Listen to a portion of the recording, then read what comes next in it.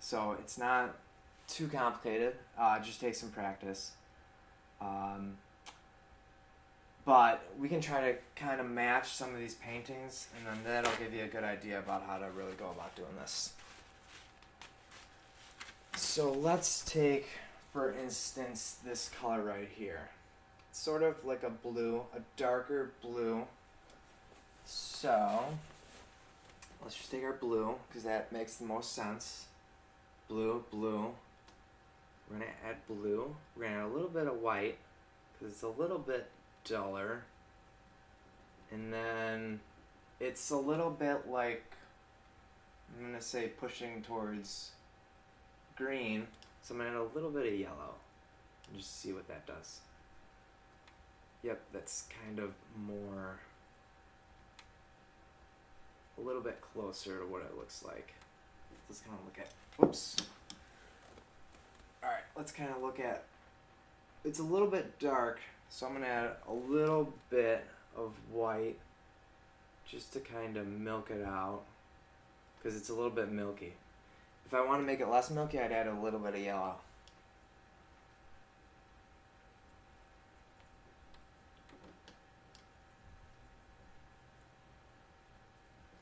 So let's take a look. It's a little bit green.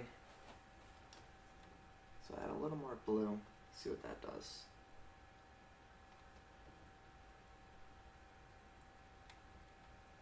There, that looks a little bit closer. I don't know how it looks on the camera, but to me that looks pretty close. At least the value is there. And that's probably the most important thing. When you're doing this, you definitely got to pay attention to value. Value is basically just, I probably said this already, but it's very important. It's just how light or dark a color is. So this is obviously, this color right here is lighter than this color. So you just really want to pay attention to that. That's very important. And then hue is the other thing that you got to pay attention to, and that's just what color it is. So we can try to match something else. We'll try to match this little pink area right here. So we'll wipe out our knife. And then we'll start with red, because that's going to be the closest thing we can get to pink right now. So again, with red, as soon as you add white, it's going to push it really far pink, but in this case, that's kind of what we want, so we're just going to add white. But if we didn't want it, if we wanted just like a lighter red, we're going to add yellow.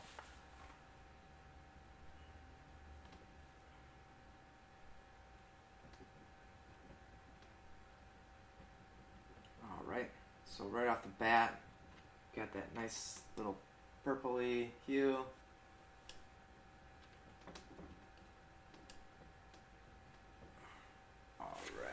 And if you could tell, it's pretty close. The value's there, at least for this darker. There's a little bit of shadow here. So I'm trying to get like this darker area right there.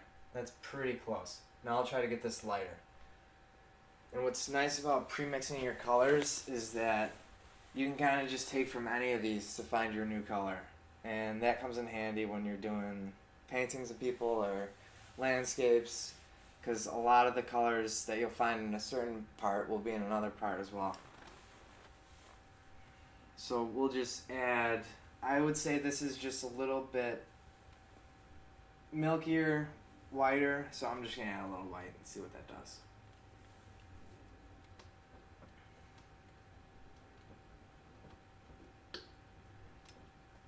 Yep, so that's pretty close to this top half. So now we'll try this green area. Obviously this part is a little bit lighter and milkier. This is a little bit darker. this is a little bit pushing towards light blue, I would say, and this is a little bit towards mint kind of green. So we know that blue and yellow makes green, and I have a green right here, so I'm just going to start with this one. So we'll just take this, we'll add a little bit of white, because both of these colors are a little bit milky.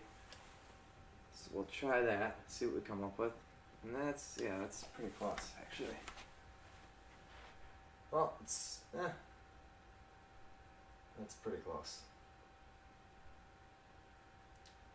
So if you wanted to get a little bit, this is close for like that mid-tone, like in between these.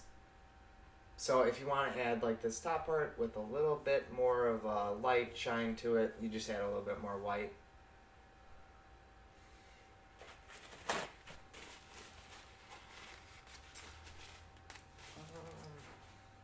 So now let's see this one.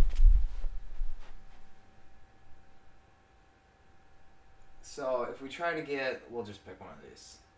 They'll look about the same, but if we just take like this color right here, it's like a green, like a light green. It's close to that, but it's got a little bit more blue to it, I would say. And the best way to practice this is just find really anything. If you have paintings, that's great. You can just take your palette knife and you can literally just hold it right up to it and see how close you are.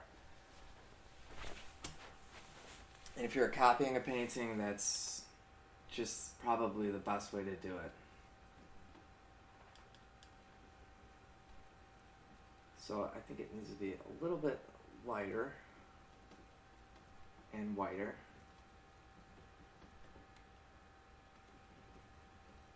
And there we go. I think that's about right.